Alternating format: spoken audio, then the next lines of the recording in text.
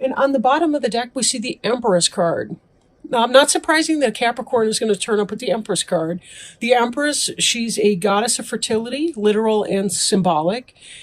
Fertility being the ability to manifest things, right? Be able to manifest things that but she puts in the work too, right?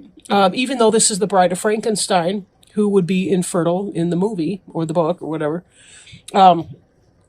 She is the opposite of that. You can see here the pomegranate fruit, which is symbolic of femininity and fertility as well. She's someone who understands the mysteries of the universe. The stars in the background give evidence to that. And she's cozying up with her kitty friend right here.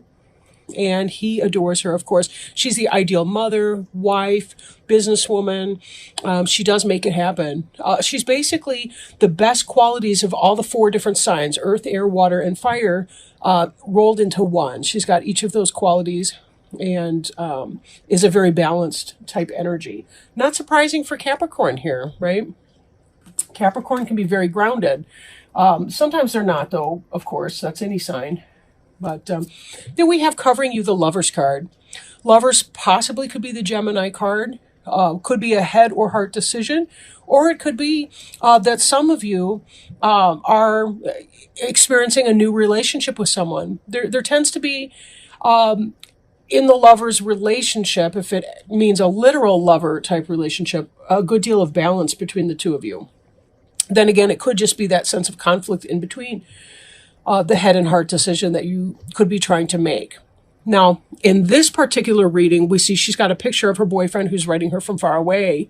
He kind of looks like an uptight person, and then here comes this fabulous lover through the window, who's mystifying and a little scary. And for some of you, you may be going through that type of decision-making right now. It could be that you're not really sure what to make of that. Now, crossing you, we have the 4 of Imps card in the reverse. In the upright, this is a situation that is, it could be a happy celebration, a marriage. You see 1111. That's an ascended number. 1111, it relates to the idea of twin flame relationships. It is in the reverse. It's not the building blocks. Like, if we look again at this, I think of 4 posts or 4 corners that make the foundation piece of a building, a structure, something that you're building in a material way. Imps is the suit of fire, so there's that passion that comes with that, but it's passion put into action, being able to create the bower, having the happiness and the peace of that. In the reverse, it could be that some of you are taking on a lover and it's not going to be getting off the ground. It's not going to be building. It could be some kind of conflict for you, right? Now, that's not to say that there aren't aspects of your life where you're well-grounded, well-rounded, and you're making it work. But there is that kind of a sense here, given that this is in the reverse position, that you may be doing something that can actually uproot or bring down your house. If you are in a third-party situation, if you're stepping out on someone, just be very careful about that, because the energy can be kind of unstable here. Or that you could be leaving a situation because you have a new lover, leaving a boyfriend or girlfriend in the back or in the past. Now, crowning you, we have the Queen of Imps in the reverse position. In the upright, she's somebody who's friendly to you. Doesn't have to necessarily be a female, but it's somebody who's in this mastery type energy, Aries, Leo, Sagittarius. They are in the reverse position. So it could be the case that this is somebody who's kind of a player energy. It could be maybe that there's no passion in a situation that you find yourself in. And maybe you're struggling with that. Maybe that's why this seems to be some kind of a downfall, like the leaving or disruption of a relationship, because somebody more passionate is springing through the window right here. You're ready to leave the stodgy, what was his name in Bram Stoker's Dracula, Jonathan or something. But he's uptight with his little shirt collar. If you can enlarge this picture, these cards are great. Now, 2 of Fire is, they're not getting along. These 2 imps are at each other's throats, and there's a sense of, we have to find some kind of a balance here. Again, imps is fire. It has to do with passion. So there could be this head and heart decision that we see over here, and you're trying to figure out how to make it work out, because there's a sense that you want something that's more exciting, but at the same time, being a Capricorn, you still like to maintain the peace in your home. You like the groundedness. You're both struggling internally here, but also you're trying to make sense of it and bring these into some sense of balance. Head and heart decision. In the past, or it could be current energy that's moving into the past, we see you moving on from a situation that you've invested a lot of emotion in. The suit of ghosts is the suit of water or cups, so it has to do with emotions and spirit. When we eight of ghosts someone, basically we ghost a situation. We have to walk on, we got to leave. It's toxic for us. It's not fulfilling us emotionally. There's disappointment, heartache, loss with that. On some level, there's something that many of you that are viewing have left behind. That could be this leaving the partnership. Maybe you were living with someone and you're moving on from that. You've decided to leave it, and that's why it seems that your home life is uprooted, or the opposite of edification. What would that be? Uprooting, I guess. 10 of Imps, we see you with a great deal of responsibility. This is in the forward movement. This is what's coming, right? There's a great deal of responsibility that has to be done. If you are leaving behind some type of situation, you are uprooting. It could be that just the basic detail work. Again, though, Imps is fire. So there's something that you're taking on that you have to put this passion into action to make it happen. And there is still some sense of loss along the way. As many responsibilities as you have, one may get away. You may overlook something. So be careful that you're making your lists, checking them twice. Kind of find out if you're naughty or nice. Well, but anyway, you get the point. Just be sure that you're checking your list, and you're making sure that all your stuff you need to do is on that list, and you're taking care of that. But be careful that during all of this, you're still finding time for yourself to play and relax. Try to maintain the sense of balance here.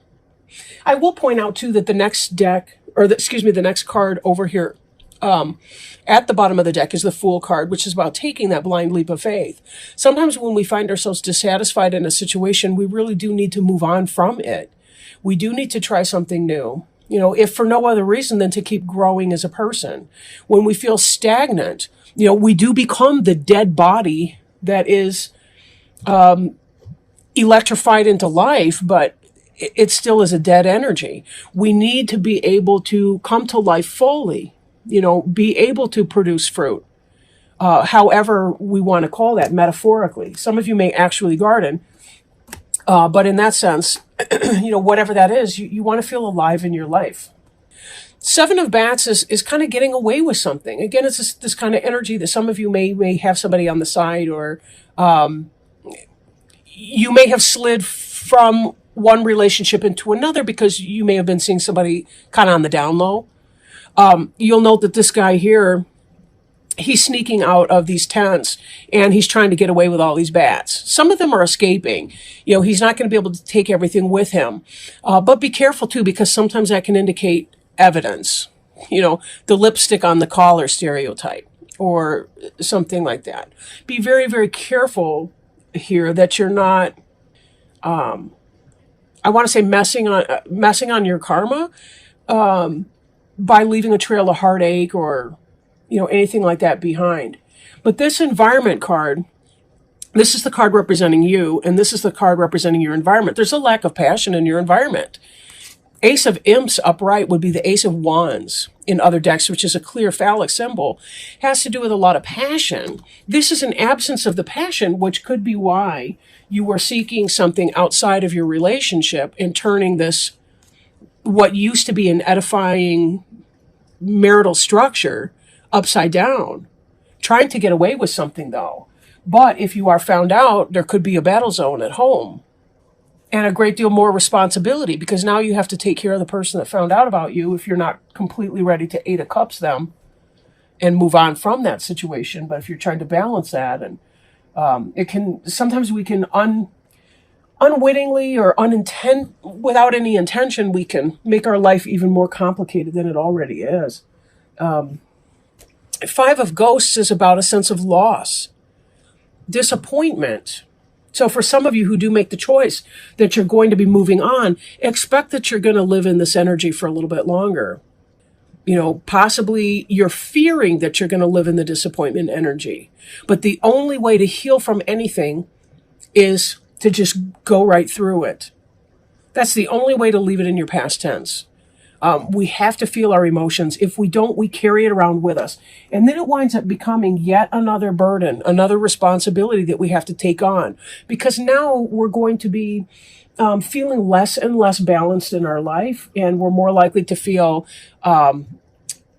anger, disappointment, frustration, random spurts of tears. Any of that can happen. So we have to be very, very careful where we're going with that. And then Wheel of Fortune, this guy looks terrified. He has no idea what the future will hold. And the future may or may not go the direction that he wants it to go in. If you've been doing something, where you're cheating on somebody, or it could be that this lover partner is cheating on somebody to be with you, understand your personal hens may come home to roost with that. There is a karmic balance in that. So, are we operating from the idea that, do no harm, or are we not? Then again, it could be that all of this is meant to be for you anyway. Typically, it does tend to be. Sometimes, though, we tend to make our lessons harder than they absolutely have to be, because we can engage in some of this battle type behavior down here. In a lot of decks, I kind of want to point out here, like in the classic Rider-Waite Tarot deck, it's a person who's facing away from the viewer of the card, and there are still two sticks, two wands in the middle. And it's kind of the idea of surveying the situation, surveying what's happening in order to be able to make a decision. That's again why I point this out as some kind of an internal struggle. There's a lack of passion in your life, whether it's for another person or whether it's for your current life situation. But this really does kind of read like a relationship reading for a lot of you. Not that it can't be a workplace or career path type situation, but it really does kind of seem like for many of you it's going to be some sort of a romantic relationship. Again, possibly with an Aries, Leo, or Sagittarius, or someone who you think is kind of a player, and you have mixed feelings about dealing with that player. You're trying to make the right decision here.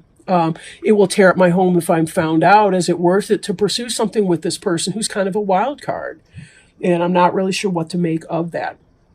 Then again, we come back to this, the Fool card on the bottom of the deck, and ask the question too, so is the Fool foolishness, and the cat's trying to warn this person that he's about to fall off the cliff here, or could it be taking that blind leap of faith that, sometimes I really just have to shake it up and I got to move on and, kind of let the chips fall where they may. It is what it is. It's going to be what it's going to be. Well, so let's pull another card. I'd like to pull an oracle card for you. And today I'm working with the Alice in Wonderland oracle cards. By the way, I really love these cards. I think they're fantastic. And I really enjoy Alice in Wonderland as well. They're by Lucy Cavendish. Some of you are interested in the cards that we work with in these readings. Oh, see, we had a jumper. This is awesome. Let me pull it up. And, okay. The card is choices. Choices. Feeling blocked, restrained, right? Again, this ties right back with the Two of Imps and with our Lovers card that we saw back over here, right? So we'll pull those up with her. There were doors all round the hall, but they were all locked. And when Alice had been all the way down one side and up the other, trying every door, she walked sadly down the middle, wondering how she was ever to get out again. When we are changing in order to find our own personal wonderland, we need to keep the momentum going in whatever area of life the magic of change is arriving. This means leaving the in-between lands of the idea and entering into the choices we must make to move forward. It may seem to you, as it does to Alice, that each choice presents a potential problem, that there is not one clear choice or way to go. Each door is locked, too small, impossible to open or to even fit through. But Alice had not yet found the way. You too are on the road to finding the way to unlock the opportunities that are all about you. It may also be that various tests of courage will reveal the key to the door, which you will see when you enter Wonderland. Right now, you have choices. Each of them may seem to have one or more drawbacks or obstacles. You feel that if you do not know how to get through to the other side, perhaps you are not meant to go there at all. But look about you. There are solutions. There are ways through. You can create the next step, but you must be brave and willing to try something very new. And then you must be ready to deal with the uncertainty taking this step shall bring. If you peek through the keyhole, as Alice does, you will see the doorway leads to the loveliest garden you can imagine. You must find a way through, because the delights that lie on the other side are worth this test. The challenge is how to reach this place. You may need to grow smaller. You may need to grow larger. You may need to change yourself in ways that initially seem very strange to you.